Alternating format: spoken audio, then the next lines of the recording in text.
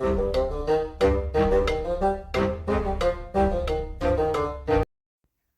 and welcome to the Creaky Kudos. I'm a Monk, and today, yes, we're in Mountain Blade 2 Bannerlords. Now, this is a tip video for later in the game. We're going to be going over a lot of the points that I feel is important to know and to understand as you progress later in that game. Obviously, this is kind of the stage where you're looking to get your first castle maybe, or you've got, a larger army. You've got some other more important things to be considering. And don't forget, if you find this video at all helpful or maybe just entertaining, don't forget to hit that like button and subscribe to the channel. We also have an active and growing Discord. So if you want people to chat to about this game, maybe you just want to share a story, we do have a link down in the description of the video. But anyway, let's get into the video and on to tip number 1. Now, I guess we should really spend a little bit of time talking about the easiest ways to actually obtain a castle. Now, you can just straight up go to war and take a castle from somebody, but if you haven't put the right things into action beforehand, you're going to find that an extremely difficult way.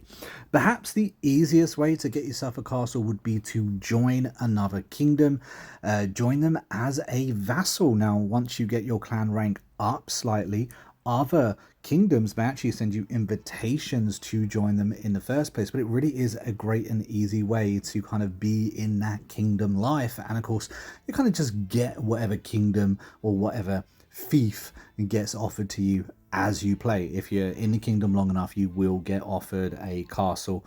I'm sure eventually getting more than that can be difficult, but you will get at least one. Now, that being said, waiting for a town to actually rebel and then attacking that rebelled town is also another great way to earn yourself a castle without going to war with anyone, because until you declare yourself a kingdom, you'll find that people won't really just, target you for attacks. That's a fantastic way to do it. To note, they will probably have a decent militia and a decent garrison, so that's slightly problematic. Alternatively, you could go down a trade route and just straight up buy a castle from someone. This can cost anywhere from like 200,000 to millions and millions, depending on the property you're trying to buy. Next, we're going to go over a few skills that I think is really important to either have yourself learning and engaging around, or of course having a companion focusing on these things too. Now, medicine is extremely important. Without a good surgeon, you're going to find you're losing a lot of troops. Not only losing those troops, but you're going to be constantly replacing those troops as well. The higher end troops is going to really hurt you. However, having a companion focus on medicine early in the game is going to save you massively. Simply have them coming around with you wherever you go. Make sure you go into clan and assign them as the clan's surgeon. This is going to save you a lot of points as well, meaning you're not going to have to put your own focus points into that skill, because this is a skill that I actually think is better suited to a companion. Two skills that I do think you should focus on, especially if you're going down the kingdom route, is leadership and steward. Both of these things will eventually increase your march size, and being able to have a large march size is desirable. It's going to help with so many different things. It's actually stewardship that helps the most with this. As you can see, the amount of march size increase I get here with steward is massive. The quickest and easiest way to upgrade your stewardship is simply to make yourself the quartermaster. Again, this is in the clan page. Make yourself the quartermaster and you'll see that popping up. You are going to have to put attribute points in, and I would recommend 5 focal points into both leadership and stewardship as well. Leadership, if you actually do manage to complete that, you get a massive bonus to march size. And lastly, the last one that I want to chat to you about is engineering. Engineering is going to help you massively when it comes to assaulting castles. Not only assaulting castles, but defending your own castles and towns as well. Having a companion focus on engineering is going to be really, really helpful. This, again, is a skill that I don't necessarily think you need to put points behind, because, again, what you would put attacks are very limited. Next up, assaulting a castle. Now, if you're actually assaulting a castle, you are leading your party. I think it can be really beneficial to understand the type of weapons that I feel like is going to be the most useful to you. Now, a two-handed weapon, I feel, cuts through the enemy super quick, and quite often you're going to come up against multiple people very quickly. So having that two-handed weapon can be so useful to you. But more importantly, I think it can be overlooked. Bring in a shield. Even if you've got no one-handed ability whatsoever, bringing that shield along can be really helpful, because if you're out here on the battlefield, stray arrows are going to come at you. If you're trying to go up a ladder, for instance, or on a siege tower, you're going to be confronted by a lot of people. Sometimes you're not going to be able to swing your weapons. Therefore, a shield is going to come in handy. Because possibly the most important thing for you to do while sieging or in any battle is to stay alive. Your troops lose a massive amount of morale, they lose a massive amount of cohesion if you go down in combat. So stay alive by whatever means possible, and in my opinion, bringing a good shield along will help with that. The next tip is, did you know that you can actually chop down the very gates themselves? Yes, that's right. If you want your troops to have an extra way of how to storm that castle, you can very simply chop down the gate and let yourself in. Fair warning, this can take a fair bit of time sometimes, but it's quite handy. Now, sieging castles can actually be very tricky. A lot of the time, their catapults will destroy the siege weapons that you make way before you actually get a chance to actually use them. But did you know that you can actually move them to reserve? So when your trebuchet, for instance, which is the go-to war machine, is finished, you can pause the game, move it to reserve, and then when you've got 3 or 4 already made, you can have them all out at the same time and then unpause the game. Now, it is a little bit, I'd guess, tricksy. Maybe you shouldn't be able to do it, but hey, it's in the game. It's a mechanic that you can exploit, and in my opinion, it is so worth doing so. If you smash down the walls of the castle, your troops can just march straight in, which is far better than using a siege tower. It's also extremely important that you actually lead your troops. If you send your troops into battle, you're going to lose an awful lot of them. So make sure you lead the attack. Even if you're not confident in your own skills, sit at the back of that battlefield, order advance, and watch your troops go to town. Your troops are going to fare a hell of a lot better with you on that battlefield than just sending them on in. On top of that, it's a really good idea to actually look to see how much food the castle or the town has, because there's a good chance you'll be able to wait them out, have them all starve, and the garrison themselves will flee, leading you to only fight the militia. Also, did you know that when you actually start a battle, you can select any of your troops and reposition them right at the beginning? This is something that I didn't know or use for a very long time when I played this game. It can be really important, especially, for instance, if you want to protect your archers. So having your infantry have a nice shield wall right at the beginning of the game can be massive for you, especially if you're, for instance, outnumbered. All you have to do is select who you want to use and where you want the line to start. Now, if you're on console, you're going to be wanting to hold the right trigger. What that will do is bring up all the little flags. You can drag it along the field and you can see those flags move as well. Afterwards, you can put them into whatever kind of formation you want. But I find this so useful. Also, while you're in combat, you can actually individually control each group of troops that you have. Simply hold L1 if you are on console, and then you can use the directional pads to decide which troop you want to move and where. Another thing holding L1 will show you is the morale of each troop that you have. So for instance, my cavalry, my infantry, and my archers. If either of these get too low, they can desert and run away from that battlefield. Alternatively, you can see which battles are being won and lost based on the morale of each unit. Therefore, you can keep a little bit of a closer eye on how they're doing and pull them out if needed. This next tip is going to tell you how to create or declare yourself a kingdom. So, first of all, let's congratulate ourselves for actually taking or being gifted a castle. That isn't an easy feat. However, in order to actually declare yourself a kingdom, you are going to need a governor. So, wherever you want your capital to be, assign a governor. It doesn't matter who is governor or how long they are governor. In other words, after you've declared yourself one, you can remove them then all you have to do is chat to them. Now, I've chosen to actually go into my throne room where you will find your governor, but you could always just click on their little icon within the keep. Once there, or once chatting to them, you can just simply ask them to declare yourselves a kingdom. You'll have to choose what language you want your kingdom to talk, their home language, if you will. And you have a variety of different choices depending on your choices that you've already made throughout the game, and of course, where your castle or town is situated.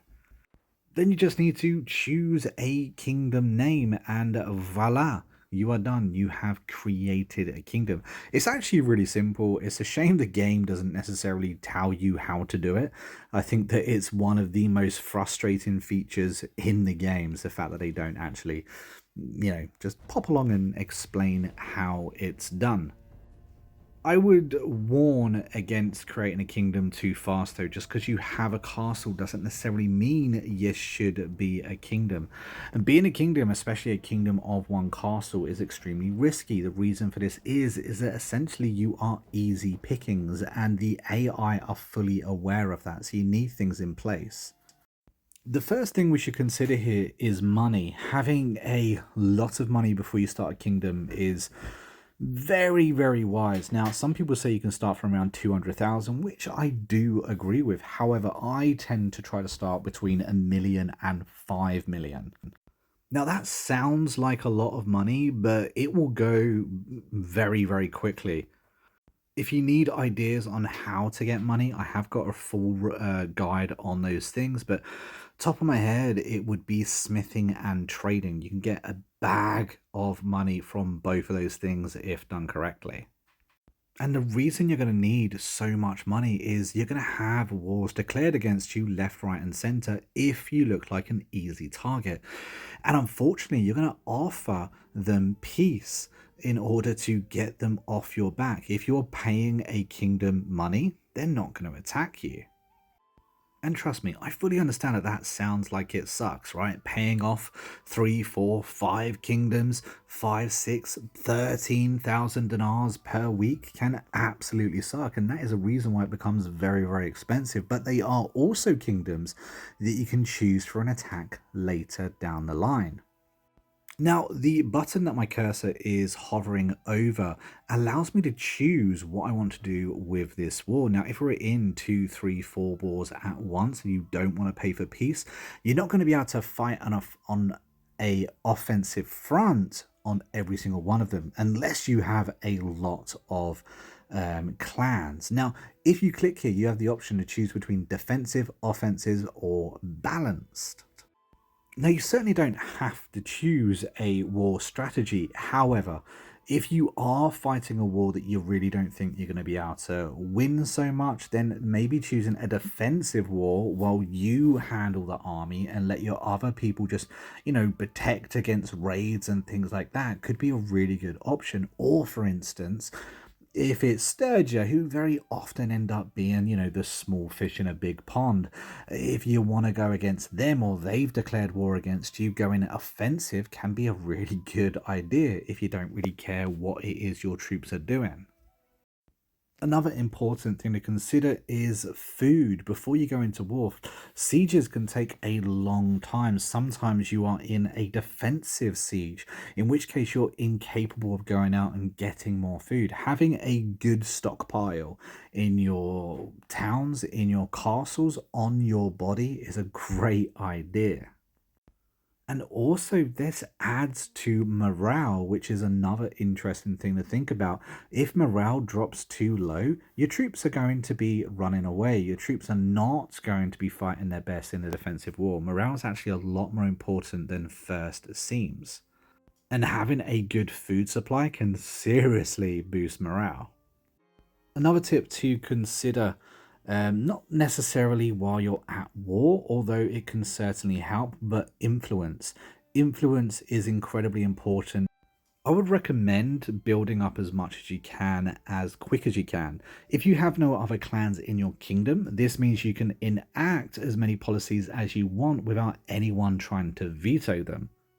Not only that, having a good amount of influence can mean that if other clan members within your kingdom want to go to war or stop a war, you have the influence within the kingdom to basically say no.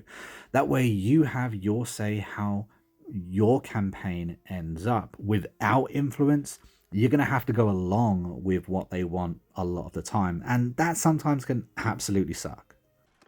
Now, before we talk about policies, I think it's important to look at our town. Now, the most important things when owning a town is loyalty and security. If you have good security, that bumps up your loyalty. There's a huge breakdown in this in a video that I've done. However, they're the basics. If you find a way to increase your loyalty, your town will not rebel against you. And there's a number of decent policies that can help with this. So let's talk about policies. These are going to be my favorite policies that I suggest you pick every time you create a kingdom. I think these are really useful, just generically across the board. No reason not to have them. First up, we have noble routines. Now, tier 5 plus clans lose 1 influence a day, which we should be able to already afford, but we do gain a plus 40 in march size. Next up, we have forgiveness of debts. Now, settlement loyalty is increased by 2 per day, but settlement production is reduced by 5%. That loyalty bonus, in my opinion, is just utterly worth it. Next up, we have tribunes of the people. Again, town taxes paid to the ruler is reduced by 5%, but the town loyalty is increased by 1 per day. Again, we want to pick up that loyalty as much as possible. Next, we have the bailiffs. Now, town security is increased by 1 per day. Towns with security greater than 60 yield an additional influence, and taxes from the towns are reduced by 5%. Overall, this is actually really, really good. Having a better security, again, boosts that loyalty too. The next you're going to want to get in before you have a lot of other clans, because they're not going to like this. Imperial towns, towns held by the ruling clan, earn 1 extra loyalty and 1 prosperity per day, but towns held by non-ruling clans is 0.3% loyalty per day. Now, personally, I wouldn't give a town to another clan anyway, but this is really useful to pick up early on. Royal Guard has to be my favorite policy to pick up ever. I pick it up every single time without fail. The ruling party's size is increased by 60, which is massive. Non-ruling clans lose 0.2% influence per day as well. Again, you're going to want to pick this up early because the other clans aren't going to like it. Then we have magistrates. Town security is increased by 1 per day. However, town taxes are reduced by 5%. Again, yes, we are dropping the amount of money we're getting from these towns, but having that extra security is very worth it. One of the most important is royal privilege. Now, the kingdom decisions, the influence cost for the ruler to override other decisions is reduced by 20%, which is a significant cut. Influence can be hard to get, especially when you're first starting off, and this can really help overturn some decisions. Now, even within your own kingdom, sometimes it can be difficult to get your name on the ballot sheet when you've just taken a castle or taken a town. Something that will help with this is, of course, having more influence. However, what can help even more is having a balanced kingdom. What that means is making sure that each of your clans actually possess property. Not only will this mean that you get first pickings on every single castle and town that pops up, but it will also reduce the risk of them just straight up leaving you. Because if you get a big clan in, and of course they have no land, keep getting refused for land, they're going to get disgruntled and perhaps look elsewhere. If your clans own property and have a little bit of money, like 20,000 dinars, they will be happy and never leave you. Now, one of the best things you can do after creating a kingdom is actually create an army. Going to be really useful. However, it does cost influence to run most armies. However, if you recruit your own clan members, in other words, your own parties into your army, it costs absolutely no influence. It also costs no influence to improve the cohesion of that army as well. If you do have non-clan members in your army, it will cost influence to run it, and it will cost influence to improve that cohesion. Now let's talk about prisoners. Now, it's a great idea to take prisoners. It's a really good idea to take lords as prisoners. However, do not execute them unless you want the hardest playthrough you are ever going to have. Do not execute the lords, because everyone knows somebody. Everyone is friends or family members. They're all going to dislike you for executing them. Killing them on the battlefield is one thing, but to straight up execute them is a feature that they really do need to improve upon, because I quite like it. Not only that, but taking lords as prisoners means they can't lead a party against you. I should also add that yes, you can release them after after winning, to improve the relationships with the different lords if you want to. However, if you are struggling, like for instance against Valandia, you're probably going to want to take them off the field. Now, when it comes to actually prisoners, don't be afraid to take more than you can actually hold, because you can sell them at the tavern for an absolute bargain. And while we're talking about money, did you know that you can actually trade with the different lords on the map? So if they have a decent amount of money on them and you meet them outside of a castle, because you can't do it inside, you can actually go ahead and trade them a load of your smithed weapons or whatever you happen to have on you at the time. Some of these lords have a serious amount of money, far more than you would find in any town on the map. But there we have it, guys. That is some more late game tips for you to get you going in your game. If I have missed anything, or if you have your own tips to share, don't forget to comment down in the comments for the community to grow. Alternatively, I have made a lot of videos for this game, breaking down most of the mechanics in it, so I'm sure I've probably covered it there, but we do also have that active and growing Discord, so if you fancy joining and asking whatever it is we haven't covered in this video, I'll be happy to go along with you in the Discord. But until next time, I've been a Mark, you've been the Critically Curious, and I will see you in the next video real soon. Until then, take it easy and happy gaming.